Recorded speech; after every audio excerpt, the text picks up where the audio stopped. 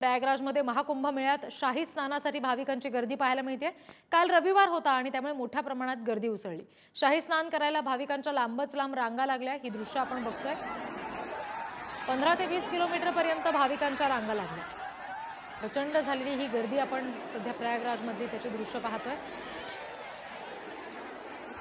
शाही स्नानासाठीची ही सगळी गर्दी आहे। 15 ते 20 किलोमीटर पर्यंत भाविकांच्या रांगा लागल्याचं पाहायला मिळालं। ही दृश्य आपण त्याची पाहतोय।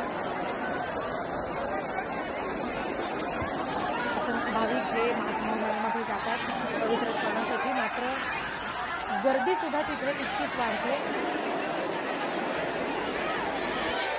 काल रविवारचा दिवस होता आणि त्यामुळे गर्दी जास्त होती।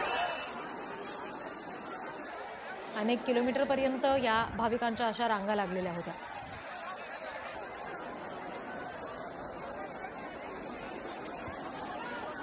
शाही स्नान करण्यासाठी म्हणून, पवित्र स्नानासाठी म्हणून हे सगळे भाविक प्रयागराजमध्ये जात आहेत। महाकुंभ मेळ्यात होणारी गर्दी सातत्यानं चिंता वाढवते।